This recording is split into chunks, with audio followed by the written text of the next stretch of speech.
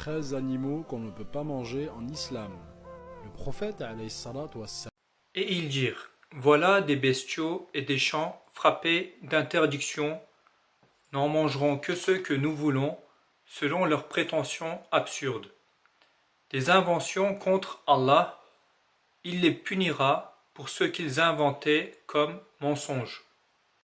Ils sont perdants ceux qui ont, par sottise et ignorance, tué leurs enfants, et ceux qui ont interdit ce qu'Allah leur a attribué de nourriture, inventant des mensonges contre Allah.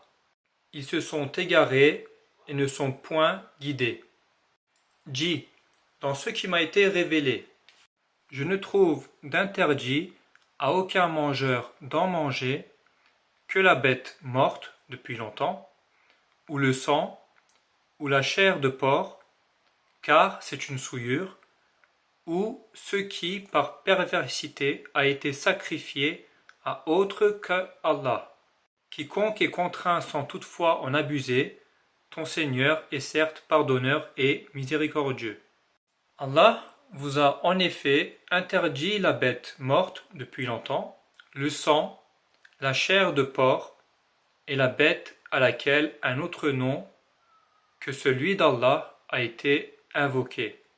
Mais quiconque en mange sous contrainte n'est ni rebelle ni transgresseur, Allah est certes pardonneur et miséricordieux. Et ne dites pas par le mensonge proféré par vos langues, ceci est haram, ceci est halal, car vous forgez ainsi un mensonge sur Allah.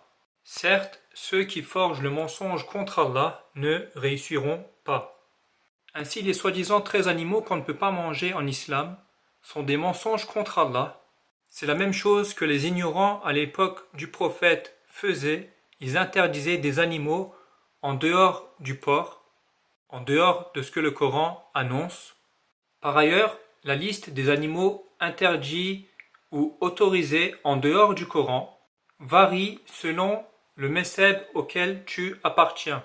Ces 13 animaux sont par exemple interdits chez les Hanafis, dans les sunnites, mais parmi ces 13 animaux, il y en a qui sont autorisés chez les Malikis, dans les sunnites. Ainsi, les mezhebs se contredisent entre eux selon leurs hadiths contradictoires.